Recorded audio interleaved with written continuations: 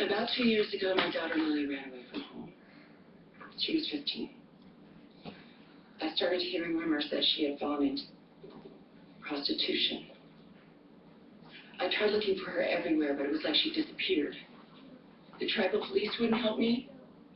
No one would help me until I called Henry. Henry, along with his best friend, they brought my Lily home. After that, he came every single week to check in. He got her started in school again, and he paid for a good therapist. Because of him, Lily is now thriving.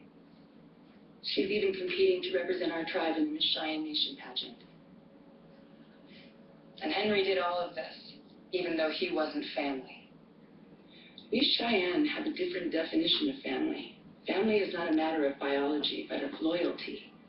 And if that's the way you look at it, Henry is the closest family we have. In your opinion, do you think Henry will flee if given the opportunity? No. His name is Standing Bear. Would you mind clarifying? Many people think when they see a bear standing in the forest, it means to run.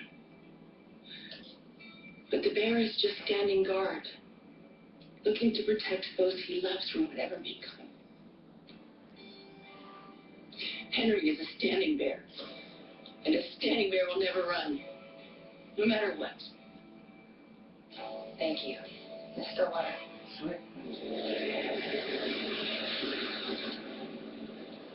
Did you find out who did it? Not yet. First, I thought Ben's murder might involve one of these patients. I looked at your first son, Andrew's case file, and turns out Andrew's murder is almost identical to Ben's. Are you saying they were killed by the same person? I admit it's hard to believe. After all, there's nothing really linking the two boys together. They live in different places, have different jobs. In fact, the only things they have in common are the same father and the same stepmother. If you're implying that Sylvia had something to do with this, you're wrong. We were together on vacation when Andrew was killed. And as for me, I could never hurt my sons. I know that. And I think the killer knew that taking them away would make you suffer. But I can't think of anyone who would want to hurt me like this. I have dedicated my life to helping people. Yes. You said you worked on the reservation. I know that in the 70s, about the same time you were practicing, doctors on the res were sterilizing Native women without their consent, sometimes without even their knowledge. Did you ever take part in that? This again. Listen, no charges were ever filed against me.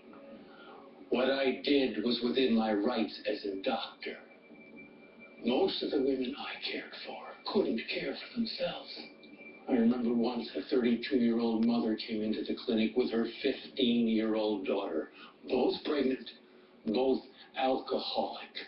It was a constant cycle of poverty and substance abuse. Sterilization was the only way of breaking that cycle. Now, some saw it as radical. I saw it help women escape the horrors of the reservation. Despite what you may think, I know I was right.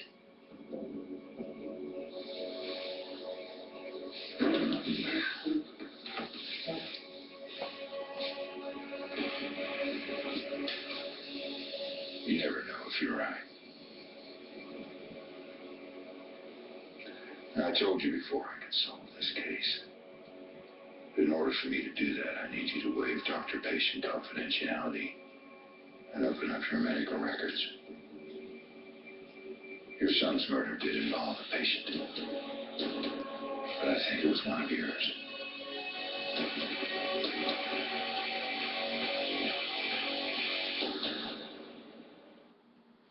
There's a gap out there.